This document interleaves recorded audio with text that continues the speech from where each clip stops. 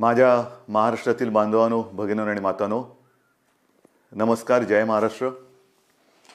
बऱ्याच दिवसानंतर आपण भेटतो आहोत. जवळपास 1 महिना होऊन गेला असेल. या एका महिन्यामध्ये जे काय घडलं ते आपल्या समोर घडलेलं आहे. अनेक संकटांचं असं असतं की यायला लागले की एका मागोमाग एक येतात. कोरोनाशी लढतो आहोत, त्याच्यात मध्ये निसर्ग चक्रीवादळ आलं. आपण सर्व किनारपट्टीतली लोक श्वास रोखून बघत होतो की हे वादळ नेमकं कुठे धडकणार. रायगडमध्ये ते धडकलं आणि त्याची नंतर जी काय मी पाहणी केली त्या वादळाची भीषणता भयानक होती. जे त्या वादळाच्या तडाख्यात सापडले नशिबाने वाचले असं मी म्हणेन, पण त्याचबरोबरीने आपल्या शासन यंत्रणेने सुद्धा खूप चांगलं काम केलं. मनुष्यहानी किंवा प्राणहानी, जीवितहानी कमीत कमी कशी होईल यासाठी सतर्कता दाखवली. एक सुद्धा कोळी बांधव किंबहुना एक सुद्धा मच्छीमारी करणारी बोट आपण समुद्रात राहू दिली नाही. त्याने वेळेमध्ये आपल्या घरात आणलं, सुरक्षित जागी हलवलं आणि त्यामुळे प्राणहानी झाली, पण ती कमीत कमी ठेवण्यात आपल्याला काही प्रमाणात यश आलं. आर्थिक नुकसान तर झालेलं आहे. मोठी मोठी झाडं उन्मळून पडलेत, फळबागा उद्ध्वस्त झालेल्या आहेत, घरांची छपरे उडून गेलेले आहेत. नुकसान अतोनात झाले, पण त्या अतोनात नुकसान म्हणजे विजेचे खांब सुद्धा उन्मळून पडलेले आहेत. या नुकसानीमध्ये आपण हेही पाहिलं की सरकार खंबीरपणाने या सर्व किनारपट्टीतल्या कोकणवासियांच्या आणि जिथे जिथे हे वादळ पुढे सरकलं, ज्यांचं नुकसान झालं त्या सगळ्यांच्या पाठी खंबीरपणे उभं आहे. या गेल्या काही दिवसात काय झाले, एक तर आपण असे भेटू शकत नाही आहोत. हा विकास म्हणायचा का, कल्पना नाही, पण प्रत्यक्ष भेटी होत नाहीत आणि असं भेटावं लागतंय. आणि पूर्वी आपण अनेक दिवसानंतर भेटल्यानंतर विचारायचो, काय रे, कसा आहेस. मग जो तो आपापली दुःख असतील, व्यथा असतील, वेदना असतील एक बाजूला ठेवून भेटीत बोलायचं की मजेत आहे. आता सगळ्यांची परिस्थिती तीच आहे. कसे आहात, जसे तुम्ही आहात तसेच आम्ही आहोत. सगळे घरातच आहोत. सगळं काही ठप्प आहे, संपूर्ण जग ठप्प आहे आणि या संकटाचा सामना आपण करत आहोत. आज मी आपल्याशी बोलताना परवा 1 तारीख आहे. ही 1 तारीख आषाढी तर आहेच, पण जे आपल्यासाठी डॉक्टर्स योद्धे बनून लढत आहेत त्यांचा डॉक्टर्सचा राष्ट्रीय डॉक्टर दिन आहे. त्या सगळ्यांना मी त्यांचं कौतुक करतो, त्यांना धन्यवाद देतो. आणि तुम्ही जी लढाई लढतात आमच्यासाठी, त्याच्यात आम्ही सुद्धा तुमच्यासोबत आहोत. तुमच्यासोबत तुम्हाला आम्ही सहकार्य करतो आहोत आणि करू, हे एक वचन त्यांना देतो. डॉक्टर दिनाबरोबर आपल्या राज्याचे माजी मुख्यमंत्री वसंतराव नाईक, त्यांचाही जन्मदिवस. आणि हा दिवस हा सप्ताहच आपण शेतकरी सप्ताह म्हणून साजरा करतो.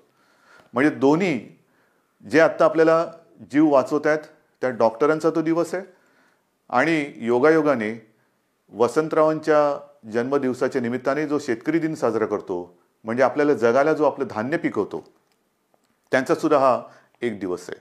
म्हणून मी या दोन्ही शेतकऱ्यांना आणि माझ्या डॉक्टर्सना विनम्र नमस्कार करतो आणि आपल्याशी आता बोलतो. साहजिकच आहे, 30 तारखेपर्यंत हा लॉकडाऊन आहे. माननीय पंतप्रधानांनी 30 जूनपर्यंत हा लॉकडाऊन जाहीर केलेला आहे.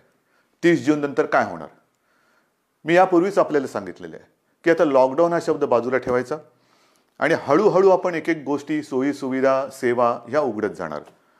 म्हणजेच 30 तारखेनंतर लॉकडाऊन उठणार का, तर अत्यंत स्पष्ट शब्दात नाही.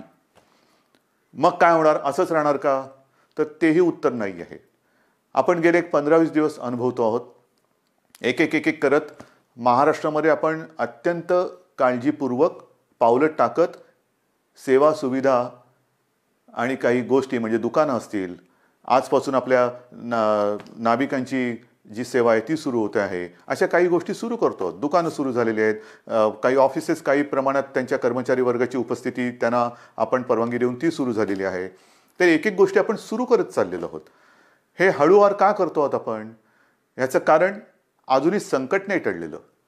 एक गोष्ट नक्की लक्षात ठेवा की आपण जे मिशन बिगिन अगेन किंवा पुनश्च हरिओम म्हणून सुरुवात केलेली आहे, ह्याचा अर्थ धोका टळलेला नाही, पण आपण थोडंसं कात्रीत सापडलेलो आहोत. ज्याला म्हणतात ना, इकडे आड आणि तिकडे विहीर. आपल्याला इथेही पडायचं नाही आणि तिथेही पडायचं नाही, मधोमध बरोबर आपला तोल सांभाळून हे संकट पार पाडायचंय, संकटाचा काळ हा पार पाडायचा आहे.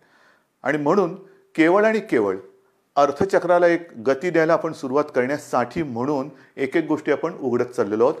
एखादी गोष्ट उघडली म्हणजे धोका टळलाय, आता आपण बिनधास्त, अजिबात नाही. कृपा करून तशा गैरसमजात, तशा भ्रमात राहू नका, कारण तसं जर का आपण वागू तर करोना आवासून बसलेलंच आहे. आपण करोनापासून वाचण्यासाठी घरात राहा म्हणून तुम्हाला मी सांगितलेलं आहे.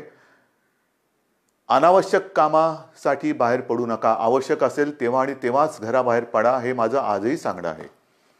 तुम्ही म्हणाला, अरे हा काय आलं की नुसतं आपलं काळजी काळजी आणि काळजी. आपलं सरकार काळजीवाहू नाहीये, कारण नेहमी असं म्हणतात, ज्या सरकारला स्वतःची काळजी असते त्याला काळजीवाहू म्हणतात. हे सरकार तुमचं आहे, मजबूत आहे आणि तुमची महाराष्ट्राची काळजी घेणारं हे सरकार आहे. आणि म्हणून माझं कर्तव्य आहे की तुम्हाला धोक्यापासून सावध करणं. बाहेर जर का आपण पडलो आणि बिनधास्त वावरलो तर धोका आहेच, प्रत्येक पावलावरती धोका आहे. मला एका गोष्टीचा नक्कीच अभिमान आहे की माझे सगळे महाराष्ट्रातले बांधव, माता भगिनी ह्यांचा सगळ्यांचा माझ्यावरती, आपल्या सरकारवरती विश्वास आहे आणि जे जे काही सरकार सांगतंय त्या सूचना तुम्ही पाळता आहात, म्हणून मला तुमचा अभिमान आहे. हे करत असताना काही ठिकाणी जसं आपण लोकलची मागणी केली होती, त्या लोकल सुरू झालेल्या आहेत. मुंबईमध्ये ग्रामीण भागामध्ये उद्योगधंदे सुरू झालेले आहेत, तिथे सुद्धा लोकांचं येणं जाणं सुरू झालेलं आहे. विशेष म्हणजे जो शेतकरी, ज्याचा उल्लेख मी सुरुवातीला केला, तो शेतकरी आपण सगळे लॉकडाऊनमध्ये घरी असलो तरी सुद्धा न थकता, न थांबता आपल्यासाठी मेहनत करतोय, घाम गाळतोय, जमिनीत राबतोय, भूमीमध्ये राबतो आहे, अफाट मेहनत करतोय. त्या शेतकऱ्याच्या सोबत आपण आहोत आणि आपण राहिलं पाहिजे. मला कल्पना आहे की जसजसा हा सीझन आता पुढे सरकतोय, महाराष्ट्रातल्या ग्रामीण भागात, मग मराठवाडा असेल, विदर्भ असेल, काही ठिकाणावरून तक्रारी आलेल्या आहेत आणि त्याची गंभीर दखल आपण घेतलेली आहे. तक्रारी कोणत्या आहेत? बोगस बियाणं. हे दुर्दैव आहे, हे दुर्दैव आहे. ह्याचं कारण शेतकरी हा, एकतर शेतकऱ्याची अवस्था सगळ्यांचीच सारखी झालेली आहे, रोजगारच नाहीये. तरी देखील मागचा पुढचा विचार न करता हा शेतकरी आपल्यासाठी मातीत राबतोय, हे आपल्याला सर्वांनाच माहिती आहे. मरमर मरून, राब राब राबून, अफाट कष्ट करून जे बियाणं त्यांनी पेरलं ते बियाणं उगवलंच नाही. मग काय करायचं? दुबार पेरणीचं संकट आलं, आणायचे कुठून पैसे? एक तर असंही कर्जाचं ओझं जे आपण बऱ्याचशा प्रमाणात उतरवलेलं आहे आणि जे राहिलेलं आहे, जो शेतकरी माझा या कर्जमुक्तीच्या योजनेमधून काही कारणासाठी, म्हणजे जसं मी मागे सांगितलं तुम्हाला की 2 टप्प्यात जे आपण करणार होतो कर्जमुक्ती, त्याच्यातला काही भाग, काही लाख शेतकरी हे नेमकं तिथल्या स्थानिक निवडणुका आल्या, आचारसंहिता सुरू झाली म्हणून ही कर्जमुक्ती तिथली थांबली. त्याच्यानंतर करोनाचं संकट आलं म्हणून ही कर्जमुक्ती थांबली. पण आता आपण ठरवलेलं आहे की लवकरात लवकर हा उरलेला सुद्धा शेतकरी आहे त्याला देखील कर्जमुक्त करायचं. मग हे असं सगळं करून पैसा जमवून तो आपल्यासाठी बियाणं विकत घेतो, पेरतो आणि राबतो आणि बियाणंच उगवलं नाही. पण मी माझ्या शेतकरी दादांना सांगू इच्छितो की तुम्ही काळजी करू नका, हे सरकार तुमचं आहे. ज्यांनी तुम्हाला फसवलेलं आहे ते कायद्याच्या कचाट्यातून सुटणार नाही. त्यांच्यावरती गंभीर गुन्हे दाखल करून त्यांना सजा तर होईलच, पण जे नुकसान तुमचं झालेलं आहे, त्यांनी केलेलं आहे, त्यांच्याकडनं तुम्हाला हे सरकार नुकसान भरपाई सुद्धा मिळून दिल्याशिवाय राहणार नाहीये. काळजी करू नका. हे सरकार म्हणजे असं बेवारशाचा कारभार नाहीये, कोणी यावं आणि माझ्या महाराष्ट्रातल्या जनतेला फसवून जावं, अजिबात नाही चालणार. ज्यांनी शेतकऱ्यांना फसवलेलं आहे त्यांना शिक्षाही होणार, त्यांना शिक्षाही करणार. आणि म्हणून मला असं वाटतं की एक संधपणा जो आपल्यामध्ये आहे तो फार महत्त्वाचा आहे. मला विशेष धन्यवाद आणखीन सर्व धर्मियांना द्यायचे आहेत, सर्व धर्मीय. मग त्याच्यामध्ये माझे हिंदू आलेच, मुस्लिमही आले, ख्रिश्चनही आले, शीख पंथी आले, सगळेच आले. ह्याचं कारण मी मागे आपल्याशी बोललो होतो. साधारणतः शिमगा म्हणजे होळी झाली, शिमगा झाला आणि कोरोनाची बोंबाबोंब सुरू झाली, ती अजूनही कायम आहे. सगळ्यांनी, मग तो ईद असेल, मग आपली रामनवमी असेल, आता तर मुख्य म्हणजे आषाढीची वारी, आषाढी एकादशी आता परवा आहे, मी चाललोय. पण सगळ्यांनी आपल्याला एक सामाजिक भान ठेवून हे उत्सव अत्यंत शिस्तबद्ध पद्धतीने जसं सरकार सांगते तशा पद्धतीने ते आता साजरा हा शब्द विचित्र आहे, पण घरातल्या घरात का होईना साजरा करतात. सगळ्यांनाच धन्यवाद दिले पाहिजेत. आपल्या परंपरा आहेत. आषाढी एकादशीची परंपरा, वारीची परंपरा ही किमान 700-800 वर्षापूर्वीपासूनची आहे. आणि आपल्याशी मी आज बोलताना 2020 साल सुरू आहे. मला 2010चं साल आठवलं. 2010 साली मी पांडुरंगाचं दर्शन घेतलं. कसं घेतलं आपल्याला माहिती आहे. मी हा संपूर्ण वारीचा पाठपुरावा केला, पण मी वारीत प्रत्यक्ष सहभागी न होता हेलिकॉप्टरमधून सहभागी झालो आणि एरियल फोटोग्राफी केली. त्याचं पुस्तकसुद्धा मी आपल्या चरणी तुम्हाला मी सगळ्यांना अर्पण केलेलं आहे. पाहावा विठ्ठल. मी विठ्ठल पाहिला, नक्की पाहिला. मंदिरात जाऊन नाही पाहिला कारण मी हेलिकॉप्टरमध्ये होतो, पण अथांग पसरलेल्या त्या वारकऱ्यांमध्ये मला ते विठ्ठलाचं विश्वरूप दिसलं. माझ्यासारखा भाग्यवान मीच असेन. विश्वरूप ज्याला म्हणतात ते विश्वरूप काय असतं ते विश्वरूप मी त्या वारकऱ्यांच्या रूपात पाहिलं. देहभान हरकून हे वारकरी विठूनामाचा गजर करत चालत असतात. अक्षरशः देहभान हरकलेले असतात. म्हणजे कशाचं काही त्यांना सगळं जग आजूबाजूला आहे नाही, बस विठू माऊली विठू माऊली विठूनामाचा गजर करत ते चालत असतात. ही गेल्या अनेक वर्षाची परंपरा. अनेक ठिकाणावरनं संत महात्म्यांच्या पालख्या तिकडे येतात आणि मग ते रिंगणं होतात. मग ते इंदापूरचं रिंगण असेल, वाखरीचं रिंगण असेल, ते घोडे धावतात. हे सगळं अप्रूप हे केवळ आपल्या देशातच होऊ शकतं. पण त्या सगळ्या वारकऱ्यांनी सुद्धा संयम दाखवला. जे सरकार म्हणेल ते. हे असे नागरिक कुठे सापडणार तुम्हाला. आणि त्या वारकऱ्यांना सांगतोय की नाईलाज म्हणून आपल्याला यावेळेला तो सगळा वारीचा सोहळा हा आटोपशीर करावा लागला. पण मी आपल्या वतीने आपल्या विठुरायाला साकडं घालायला जाणार आहे. नक्की जाणार. विठुरायाला मी साकडं घालणार की विठुराया हे काय आहे, कोणते दिवस आहेत, कशी दिवस आहेत, कशी परिस्थिती आहे. हे तुझे लाखो करोडो भक्त आज तुझ्या दर्शनाविना घरातल्या घरात आहेत. आणि का तरी अशी विचित्र परिस्थिती आलेली आहे. तुझे चमत्कार आम्ही अनेक ऐकलेत. आम्ही तुमचे चमत्कार अनेक चित्रपटातून पाहिलेत. पण आता हा चमत्कार आम्हाला दाखव आणि हे करोनाचं संकट लवकरात लवकर नष्ट करून केवळ माझा महाराष्ट्रच नाही तर संपूर्ण जगाला पुन्हा एकदा सुखाचे, समृद्धीचे आणि निरोगी आयुष्याचे दिवस दाखव. हे साकडं घालायला मी जाणार आहे. वारकऱ्यानो, आशीर्वाद, तुमचे आशीर्वाद माझ्या पाठी असू द्या की ते आशीर्वाद घेऊन मी विठुरायाचे आशीर्वाद घ्यायला जाईन. आणि मला खात्री आहे तुम्ही जर मागे उभे राहिलात ना तर आपली विठू माऊली सुद्धा त्या माझ्या साकड्याला यश दिल्याशिवाय राहणार नाही. तुमचे आशीर्वाद मी आज मागतोय. मी आषाढी एकादशीला तुमच्या सगळ्यांचा प्रतिनिधी, मुख्यमंत्री म्हणून नाही, तो मान बहुमान वेगळा, पण मी तुमचा प्रतिनिधी म्हणून मी जातो आहे. जेव्हा तिथे मी पोहोचेन तेव्हा मी तुमचा प्रतिनिधी वारकरी म्हणून मी तिथे पोहोचणार आहे. म्हणून मला तुमचे आशीर्वाद पाहिजेत. आषाढीची ही उद्याची आषाढी, परवाची आषाढी एकादशी येते. त्याच्यानंतर दहीहंडी येते. दहीहंडीच्या मंडळानं सुद्धा मला खास धन्यवाद द्यायचे. कोणीही माझ्याशी बोलायला आलं नाही, कोणी कोणाशी चर्चा केली नाही, पण एक सामाजिक भान ठेवून त्यांनी स्वतःहून दहीहंडीचा उत्सव हा रद्द केला. ह्यालाच म्हणतात एक सामाजिक जाणीव, सामाजिक भान. शेवटी उत्सव म्हणजे काय, कोणासाठी उत्सव, आनंदासाठी असेल. पण जर हे संकट चहूबाजूनी आपल्याला वेढून टाकत असेल तरी देखील आम्ही उत्सव साजरे करतोय, हे असा आंधळेपणा नाही उपयोगाचा. मग दहीहंडी झाल्यानंतर मी काल परवाकडेच गणपती उत्सवाबद्दल एक आपल्याला विनंती केलेली आहे. कारण जसं वारीची परंपरा आहे, दहीहंडी आपल्याकडे साजरा होतोय, मग गणपती बाप्पा येणार, मग नवरात्री येणार, मग दिवाळी येणार, त्याच्यामध्ये ईद येणार, मग आपल्या मुंबईमध्ये माउंट मेरीची यात्रा येणार. हे सगळे सणवार हे सगळ्या धर्मियांचे हे आता येणार.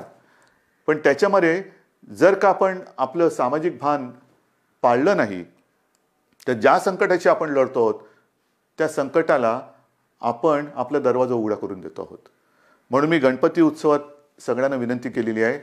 एक तर सर्व मंडळांची मी बैठक घेतली आणि त्यांना सुद्धा मला खास धन्यवाद द्यायचे की सर्व मंडळांनी एक सुरामध्ये सांगितलं की उद्धवजी, सरकार घेईल तो निर्णय आम्हाला मान्य आहे. तुम्हाला सुद्धा मी मनापासून नमस्कार करतोय.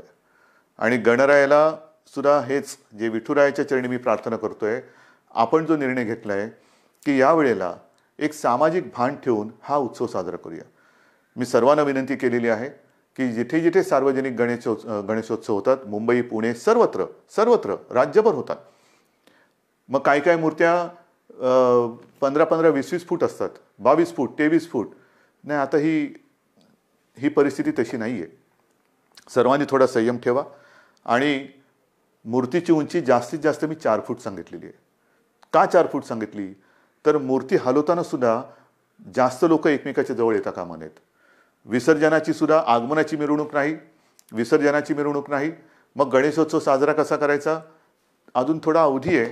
आपण चर्चा करून त्याच्यातनं सुद्धा हा नेमका कसा करायचा त्याच्यावरती मार्ग काढू. कारण आपण परंपरा जपणारी माणसं आहोत. ज्या लोकमान्यांनी त्या काळात स्वातंत्र्यपूर्व काळामध्ये घरातला गणपती त्यांनी बाहेर आणला, कारण स्वराज्य त्याच्यासाठी लोक एकत्र आली पाहिजेत. म्हणजे त्यांनी सणांची चळवळ केली. आपण चळवळीचा वारसा घेऊन पुढे जायचं आहे. त्या चळवळीमध्ये सगळी लोक एकत्र आली, एकोपा वाढला. आता सुद्धा तो एकोपा कायम आहे. मग हा एकोपा चळवळीसाठी पुढे न्यायचा असेल तर आपण आपला महाराष्ट्र विघ्नहर्त्याचं आगमन होतंय, मग त्याचे आशीर्वाद घेऊन त्याच्या साक्षीने विघ्नमुक्त करू शकतो का, कोरोनामुक्त करू शकतो का, हे आपल्याला बघायला पाहिजे. आणि करू शकतो. जर का आपण ठरवलं तर आपण नक्की करू शकतो. आरोग्यविषयक जर का आपण शिबिरे घ्यायचं ठरवलं, मध्ये मी जसं आपल्याला सांगितलं की रक्ताचा तुटवडा आल्यानंतर रक्तपुरवठा किंवा रक्ताचा साठा कमी होता, तेव्हा मी 2 वेळा आवाहन केलं की रक्तदान करा. मी आवाहन करण्याचा अवकाश चहूबाजूने रक्तदाते पुढे आले आणि ती जी काय आपली टंचाई होती ती दूर झाली. रक्तदान करा म्हटलं तर रक्तदान केलं. कारण आपण गणपतीचे अंधभक्त नाहीत तर जागरूक भक्त आहोत. आणि त्याच्यासाठी मला असं वाटतं की आरोग्यविषयक काय खबरदारी घेता येईल, काय जागरूकता आणता येईल, काय करता येईल, या सगळ्या गोष्टी आपण हळूवार सांगत जाऊ. तूर्त मी आपल्याला मूर्तीची एक कल्पना दिलेली आहे. रक्तदानाबद्दल मी जेव्हा बोललो तेव्हा आणखीन एका विषयाबद्दल मला आपल्याशी बोलायला पाहिजे.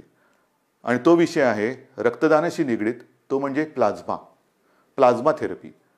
आपल्याला कल्पना आहे की साधारणतः मार्चपासून हे कोरोनाचं संकट आपल्यासमोर आल्यानंतर त्या संकटाची आपण जे हातात शस्त्र मिळेल ते शस्त्र घेऊन लढतो आहोत.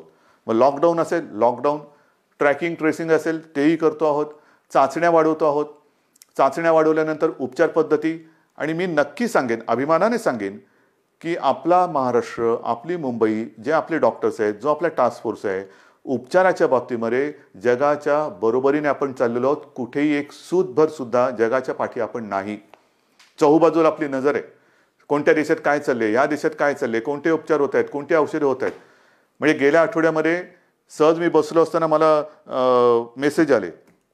BBC मध्ये एक बातमी होती, ब्रेक थ्रू डेक्सामेथाझॉन हे नवीन औषध सापडलं.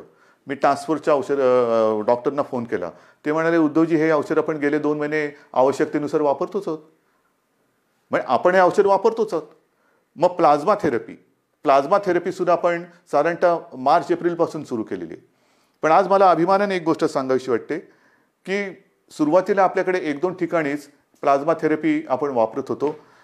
आजपर्यंत साधारणतः असं धरा की 10 जणांवरती आपण उपचार केले असतील तर जवळपास 9 जण त्याच्यात बरे झालेत, 7 जण तर जवळपास बरे होऊन घरी पण गेलेले आहेत. म्हणजे प्लाझ्मा थेरपी सुद्धा उपयोगी पडते. आणि त्याच्यासाठी उद्याच एका गोष्टीचं आपण लोकार्पण करतो आहोत. जे करतो आहोत ते तळमळीने करतो आहोत, मनापासून करतो आहोत आणि आवश्यकतेपेक्षाही थोडं जास्त करण्याचा आपला प्रयत्न आहे. आणि उद्या आपण एक गोष्ट अशी करतोय की कदाचित, मी कदाचित शब्द वापरतोय, कदाचित देशातलं सगळ्यात मोठं प्लाझ्मा थेरपी देणारं आपलं राज्य ठरेल. प्लाझ्मा थेरपीचा वापर करणारं आपलं राज्य ठरेल. कारण आपण ही केंद्र वाढवतो आहोत. पहिल्यांदी 2 होती, त्याचा विस्तार आपण करतो आहोत. उद्या कदाचित देशातलं सगळ्यात प्लाझ्मा थेरपीचा वापर करणारं पहिलं राज्य ठरेल आपलं. पण हे सुविधा झाल्या. मला जे खास करून ज्यांना कोरोना होऊन जे सुखरूप बरे होऊन घरी गेलेत त्यांना एक विनंती करायची. रक्तदान हे कसं, एक रक्तदान कोणी करू शकतो, पण प्लाझ्मा कोणाचं वापरू शकतो? रक्तगटाप्रमाणे तर तो वापरावा लागतोच. पण ज्यांना कोरोना होऊन जे बरे झालेत आणि ज्यांच्या शरीरात ती अँटीबॉडी तयार झालेली आहे, अशांचं रक्त घेऊन त्यातनं प्लाझ्मा घेऊन त्या रक्तगटाच्या रुग्णाला जर तो प्लाझ्मा आवश्यकतेनुसार वापरला तर बऱ्याच रुग्णांचा प्राण आपण वाचवू शकता. आणि म्हणून खास करून मला जे रुग्ण बरे होऊन घरी गेलेले आहेत त्यांना विनंती करतो आहे की कृपा करून आपण पुढे या. आमच्या शासकीय विद्यालयांना जी वैद्यकीय विद्यालय आहेत त्यांना संपर्क करा, शासकीय डॉक्टर्स आहेत त्यांना संपर्क करा आणि आपण जसं रक्तदान करतो रक्तदानच करायचं आहे, पण तसं प्लाझ्मा दान करा की जेणेकरून आपण वाचलात, आपल्या माध्यमातून आणखीन काही जण वाचू शकतो. ह्यालाच तर आपण एकत्रितपणा म्हणतो, ह्यालाच तर आपण एकजूट म्हणतो आणि ती आपल्या रक्तामध्ये आहे. आणि ती मी मागेही म्हटलं होतं, लढणं हे आपल्या रक्तात आहे आणि जेव्हा रक्ताचा तुटवडा होता तेव्हा रक्तदान करून हा लढाऊपणा आपण सिद्ध केलाय. आता हा पुन्हा एकदा सिद्ध करण्याची नव्हे, पण त्याच्या आवश्यकतेनुसार वापर करण्याची गरज आहे. बांधवांनो आणि माता भगिनींनो, एक गोष्ट नक्की आहे की जसं मी औषधाच्या बाबतीत तुम्हाला सांगितलं की कोणत्याही औषधाच्या बाबतीत आपण पाठी नाहीये. सुरुवातीपासून जी औषधं आपल्याला वाटतात की वापरली पाहिजेत, म्हणजे आता सगळीकडे रेमडेसिवीर कितीला मिळणार, रेमडेसिवीर मिळणार की नाही, रेमडेसिवीरची किंमत काय होणार, मग फॅविपिरावीर, म्हणजे जशी जशी नावं येतात तसतसं त्याचा बोलबाला होतो. पहिला होता तो एससीक्यू हायड्रॉक्सिक्लोरोक्विन, मग त्याचा एक हे झाला, ते आपण वापरतोय, आवश्यकतेनुसार वापरतोय. रेमडेसिवीर वापरतो आहोत, टॉझिलिझुमॅब वापरतो आहोत, आयव्हरमेक्टिन वापरतो आहोत, डॉक्सी वापरतो आहोत. तुम्ही नाव सांगा, ती सगळी औषधं आपण इकडे वापरतो. परंतु ही औषधं वापरायला साहजिकच आहे आपल्याला केंद्र सरकारच्या त्या आरोग्य विभागाची परवानगी लागते. आणि मला एक गोष्ट आपल्याला सांगायची, साधारणतः एप्रिल शेवट किंवा मे असेल, मेची सुरुवात किंवा पहिला मध्ये असेल, आपण ह्या औषधाच्या उपलब्धतेसाठी पाठपुरावा सुरू केला, रेमडेसिवीर आणि फॅविपिरावीर, कारण तिथून परवानगी घ्यावी लागते. मग त्याच्यानंतर एका रुग्णांच्या ग्रुपवरती त्याची टेस्ट घ्यावी लागते. ती यशस्वी झाल्यानंतर मग तिथून परवानगी मिळाल्यानंतर मोठ्या प्रमाणात आवश्यकतेनुसार त्याचा वापर करावा लागतो. आता गेल्या आठवड्यामध्ये ह्याची परवानगी आपल्याला मिळालेली आहे, रेमडेसिवीर आणि फॅविपिरावीर. येत्या काही दिवसात याचा पुरेसा साठा हा आपल्याला उपलब्ध होईल. किमतीची पर्वा करू नका. शासकीय आणि निमशासकीय रुग्णालयामध्ये मी तर म्हणतोय की रेमडेसिवीर आणि ही औषधं आपण मोफत उपलब्ध करून देण्याच्या विचारामध्ये आहोत. पण पहिली गोष्ट ही उपलब्ध होत आहेत आता, म्हणजे कोणी काळजी करण्याचं कारण नाहीये. कसं मिळणार आता आहे, अजून एक थोडे दिवस आपल्याला त्याच्या साठ्याबद्दल किंवा उपलब्धतेबद्दल आपण प्रयत्न करून ती उपलब्ध करून देतो आहोत. पण एकदा का हा साठा आपल्याकडे किंवा ज्याला म्हणतो ना पुरवठा व्हायला लागला की त्याचा कुठे मी तुटवडा पडू देणार नाही, ही तुम्हाला मी खात्री देतोय. रुग्णांची संख्या वाढणार. तुम्ही म्हणणार वाढणार म्हणजे काय, नाही तसं नाहीये. ह्याला दोन गोष्टी आहेत. आपण अर्थचक्राला गती देण्यासाठी काही गोष्टी हळूहळू मिशन बिगिन अगेन म्हणून सुरुवात केलेली आहे. ये जा वाढली, भेटणं वाढलं, संपर्क वाढला आणि तो संपर्क वाढल्यानंतर साहजिकच आहे रुग्णांची संख्या ही सुद्धा वाढत चाललेली आहे. पण ही रुग्णांची संख्या वाढत असताना आपण टेस्टची संख्या सुद्धा वाढवतो आहोत आणि ती वाढवलेली आहे. म्हणून आता रुग्ण येण्याची वाट न बघता आपण व्हायरस पोचायच्या आत तिकडे पोहोचण्याचा प्रयत्न करतोय. चेस द व्हायरस ही एक नवीन संकल्पना मुंबईत सुरू केली, ती संपूर्ण राज्यभर आता आपण राबवत आहोत. Chase the virus. आणि त्याच्यासाठी रुग्णांची संख्या जरी वाढत असली तरी आपल्याकडे आरोग्य सुविधाही आपण वाढवत आहोत. औषधांची सुद्धा कुठेही टंचाई होणार नाही, औषधोपचार ते सुद्धा वाढवत आहोत.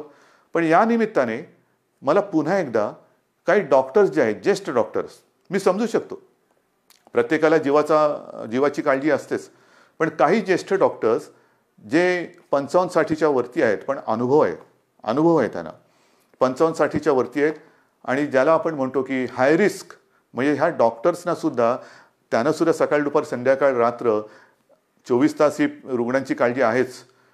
तर त्यांना सुद्धा इतर काही व्याधी किंवा विकार आहेत, म्हणजे डायबिटीज असतील, किडनीचे विकार असतील, समजा दुसऱ्या काही आणखीन गोष्टी असतील, तर ते सुद्धा थोडेसे घाबरून हॉस्पिटलमध्ये जात नाही आहेत. मी त्यांना नम्रपणाने विनंती करतोय की आपण काळजी करू नका. एक काळ असाही होता की सगळीकडे पीपीई किट मिळत नाही, N95 मास्क मिळत नाही. आता या सगळ्याचा पुरवठा आपल्याकडे मुबलक आहे, साठा मुबलक आहे. काही काळजी करू नका. तुमच्या पाठी सरकार आहे. जे तुमच्या सुरक्षेसाठी आवश्यक आहे ती संपूर्ण खबरदारी घेण्याची तयारी सरकारची आहे. कारण आपण कोविड योद्धा म्हणायचं आणि त्याला बिना शस्त्रांनी पाठवायचं असं अजिबात होणार नाही. पण आज आपली गरज आहे, महाराष्ट्राला गरज आहे, आपल्या अनुभवाची गरज आहे. कारण अनेक ठिकाणी आपण ज्येष्ठ डॉक्टरांची एक अनुपस्थिती हे अनुभवतो आहोत. म्हणून मी सगळ्यांना विनंती करतोय की आपण जिथे जिथे असाल, हॉस्पिटलमधले असाल हॉस्पिटलमध्ये जा, खाजगी आपले दवाखाने क्लिनिक असतील कृपया सुरू करा. ज्या ज्या गोष्टीची आपल्याला उपकरणांची आवश्यकता असेल ती सरकारकडनं आपल्याला दिली जाईल. तुम्ही त्याच्यात अजिबात काळजी करू नका. तुम्हाला जे जे पाहिजे ते पुन्हा मिळेल, ते पूर्ण मिळेल. अशा पद्धतीने आपण एका बाजूला आरोग्य सुविधा वाढवत चाललेलो आहोत, एका बाजूला टेस्टची संख्या वाढवत चाललेलो आहोत, टेस्टची केंद्र वाढवत चाललेलो आहोत. आता तर काही अँटीबॉडी आणि अँटीजेन टेस्ट करण्याचे रॅपिड किट येत आहेत, तेही मोठ्या प्रमाणावरती आपण घेतो आहोत की ज्याचा एक प्राथमिक जो आपल्याला गाईड करू शकतो, मार्गदर्शक ठरू शकतो की कोणाला हा कोरोना होऊन गेला आहे का त्याच्याबद्दल एक माहिती मिळते आणि साधारणतः निगेटिव्ह पॉझिटिव्ह ह्याच्याबद्दल एक गाईडलाईन मिळते आणि मग आपण त्या पद्धतीने त्याला वेगळं करून उपचार सुरू करू शकतो. तर ह्याही टेस्ट आपण करतो आहोत. ह्याचं कारण असं की आता पावसाळा सुरू झालेला आहे. पावसाळा सुरू झाल्यानंतर नवीन अंकुर येतात, कोंब येतात, पालवी फुटते, हिरवगार होतं, सगळं हिरवे हिरवे गार गालीचे सगळीकडे पसरलेले दिसतात. फार सुखद असं दृश्य असतं. पावसाळा जसं एक नवीन जीवन घेऊन येतो तसंच प्रत्येक ऋतू हा त्याचे काही चांगले आणि काही विचित्र गोष्टी घेऊन येत असतो. पाऊस म्हटल्यानंतर ह्या 2-3 बैठका गेल्या काही दिवसात झालेल्या, त्याच्या आधी झालेलं जसं निसर्ग चक्रीवादळ आलं त्याच्या तयारीची बैठक, जास्त पाऊस पडणार आहे का, मग कुठल्या भागात पडणार आहे, पूर येऊ शकतो का, त्याची तयारीची बैठक. म्हणजे पाऊस आला आनंद हा घेऊन येतो, नवजीवन घेऊन येतो, पण कुठेतरी नैसर्गिक आपत्ती घेऊन येतो. पूर आला नाही तरी काही ठिकाणी अतिवृष्टीमुळे इतर रोगराई येते. मग त्याच्यात मलेरिया आला, डेंग्यू आला, लेप्टो आला, डायरिया आला, सर्दी खोकला आला आणि त्याच्यासोबत कोरोना आहे. मग काय करणार, ह्याची सुद्धा तयारी आपली सुरू आहे. पण मला आपल्याला खास करून शहरी भागात राहणारी जी लोक आहेत त्यांना सांगायचं, मग मुंबई, पुणे, नाशिक सगळीकडे, संभाजीनगर आहे, नागपूर आहे, सगळीकडेच, की या वेळेला आपले सगळे कर्मचारी ह्या कोरोनाच्या लढाईमध्ये आहेत. अफाट मेहनत करतात, साफसफाई करतात, नालेसफाई होते, सगळं साफसफाई होते. पण आता थोडी स्वतःची काळजी मी 1-2 वर्षापूर्वी सुद्धा, किंवा मला असं वाटतं तेही त्याला 7-8 वर्ष झाली असतील, विशेषतः तेव्हा मुंबईपुरतं मी बघत होतो. आता तर माझा महाराष्ट्र, तुम्ही सगळे माझे सोबती आहात, मला संपूर्ण महाराष्ट्र बघायचं आहे. सांगण्याची गोष्ट काय की हे जे दिवस असतात ते मलेरिया आणि डेंग्यूचे असतात. आणि हा डेंग्यू असा विचित्र आहे की एक कोका कोलाच्या बाटलीचं बुच असं उपडं पडलेलं असेल आणि त्याच्यात तेवढं बुचभर जरी पाणी असलं तरी त्याच्यात सुद्धा डेंग्यूच्या आळ्या होऊ शकतात. अंड कुठे अर्धवट पडलेलं, फुटून पडलेलं आहे, टायर पडलेले असतात, हे फार धोकादायक. त्याच्यानंतर प्लास्टिकचं कवर असतं, त्याच्यात ते थोडेसे असे खळगे तयार होतात, त्याच्यात पाणी साठतं. नारळाच्या त्या काय त्याला म्हणतात कवट्या, त्याच्यात पाणी साठतं. झाडांच्या फांद्या तुटून ढोल्या तयार झाल्या असतात, त्याच्यात पाणी साठतं आणि त्याच्यात सुद्धा डेंग्यू होऊ शकतं. तर आपल्याला आपला परिसर स्वच्छ ठेवायचा आहे. कुठेही पाणी साठू देऊ नका. एअर कंडिशनच्या खाली, त्याच्यानंतर फ्लॉवर पॉटमध्ये, अनेक घरामध्ये फेंगशुई त्याच्यासाठी जे काय झाडं लावली जातात त्याच्यामध्ये पाणी असतं, त्याच्यात डेंग्यूच्या आळ्या होऊ शकतात. तर ह्या सगळ्या गोष्टींपासून आता आपल्याला खबरदारी घ्यायला पाहिजे. कारण एका मागोमाग एक संकटाची मालिका ही आपल्याला आता तोडायलाच पाहिजे. मी तुम्हाला ह्या सगळ्या काळज्या घ्यायला सांगतोय कारण एक आपुलकीने सांगतोय, प्रेमाने सांगतोय की काय करावं, काय करू नये. आज सुद्धा मी जेव्हा बघतोय की अनेक ठिकाणी, मुंबईत असो, शहरात असो, पुण्यात असो, ग्रामीण भागात असो, काही ठिकाणी अरे आता झालं सगळं. नाही, झालेलं काही नाहीये, झालेलं काही नाहीये. भाजीवाले बसलेत, तिकडे सुद्धा गर्दी होते, तोंडावरती मास्क नाही, हात कुठेही लावतायत, चेहऱ्याला हात लागतायत. आपणहून कोविडला बळी पडू नका, आपणहून पडू नका. ह्या ज्या प्राथमिक ज्या काही गोष्टी आहेत ना, ह्या जर का आपण पाळल्या, म्हणजे बाहेर फिरताना तोंडावरती मास्क लावणं, एकमेकांपासून अंतर ठेवणं. मी सुरुवातीला सांगितलं होतं की मॉर्निंग वॉकला आपण परवानगी दिलेली आहे, सकाळचा व्यायाम करायला परवानगी दिलेली आहे. तो आरोग्यासाठी दिलेली आहे, आरोग्य सुदृढ व्हावं म्हणून दिलेले आहे, आजाराला बळी पडण्यासाठी नाहीये. तर ह्या काही गोष्टी ह्या आपल्याला पाळाव्या लागतील. जशा काही गोष्टी आपण ओपन करत चाललेलो आहेत तशा ह्या केसेस वाढत आहेत आणि काही ठिकाणावरून माझ्याकडे विचारणा होते की आम्हाला ह्या भागामध्ये पुन्हा लॉकडाऊन करण्याची परवानगी द्या. लॉकडाऊन करायचं का? मी आपल्याला प्रश्न विचारतोय, करायचं लॉकडाऊन? कारण हे तुम्ही ठरवायचे. जर गरज नसताना बाहेर पडलात आणि गर्दी केली आणि केसेस वाढायला लागल्या तर पुन्हा ये रे माझ्या मागल्या. मग एक एक गोष्टी आपण पुढे पाऊल टाकताना पुन्हा मागे नाही यायचं आता. म्हणून लॉकडाऊन करायचं की नाही ह्याचा निर्णय आता मी तुमच्यावर सोपवतोय. जर मला असं वाटलं की गर्दी वाढते, केसेस वाढत आहेत, तर मी प्रशासनाला सांगितलेलं आहे की अशा ठिकाणी जर का आवश्यकता वाटली, शक्यतो नको पण आवश्यकता वाटली तर मग पहिल्यासारखा लॉकडाऊन करण्याची गरज तिकडे पडू शकते. कारण कोरोना हा व्हायरस वस्त्या, एक एक वस्ती, जसं काही ठिकाणी तो शिखरावरती पोचला, खाली आला, पण वस्ती बदलली. काही ठिकाणी जिकडे अजून प्रादुर्भाव नाही आहे तिकडे सुद्धा गाफील राहून नाही चालणार. तर ह्या अशा काही काळज्या घेऊन आपल्याला ह्या पुढच्या काळाची वाटचाल करायची आहे. दरम्यान मी तुम्हाला सांगितलं की शेतकऱ्यांसाठी सुद्धा कर्जमुक्तीची योजना जी थोडी काही भागात अपूर्ण राहिली ती आपण पूर्ण करतोय. बोगस बियाण्यामुळे फसले गेलेले शेतकरी त्यांच्या पाठीशी आपण उभे राहतो. आता 30 जूनला प्रधानमंत्री गरीब कल्याण योजना ह्याच्यामध्ये खास करून जे भगवं रेशन कार्ड ह्यांना अन्नधान्य देण्याची जी योजना आहे तिची मुदत संपते. बिना रेशन कार्ड म्हणजे ज्यांच्याकडे रेशन कार्ड नाही त्यांना अन्नधान्य देण्याची योजना संपते. मी गेल्या 8-10-15 दिवसापूर्वी जेव्हा प्रधानमंत्र्यांची व्हिडिओ कॉन्फरन्स होती तेव्हा स्वतः ही मागणी केलेली आहे की 30 तारखेला ही मुदत संपते, धान्य देण्याची मुदत संपते आहे, कृपा करून आणखीन 3 महिन्यासाठी आम्हाला वाढवून द्या. कारण अजूनही हे संकट गेलेलं नाही, उलट केसेस वाढत आहेत. त्याच्यामुळे ही भगवं रेशन कार्ड असेल किंवा ज्यांच्याकडे रेशन कार्ड नाही यांना धान्य देण्याची जी काही योजना आहे प्रधानमंत्री गरीब कल्याण योजना ती आणखीन आम्हाला 3 महिने वाढवून द्या हे मी पंतप्रधानांकडे सांगितलेलं आहे. मला खात्री आहे की त्यांना सुद्धा व्यवस्थित सगळ्याची कल्पना आहे आणि ही कल्पना असल्यानंतर लवकरात लवकर आपल्याला त्याच्याबद्दल परवानगी मिळेल ही मला खात्री आहे. हे सगळं झालं चित्र हे आरोग्यविषयक. अर्थचक्राच्या बाबतीमध्ये आपण खचून गेलेलो नाही आहोत.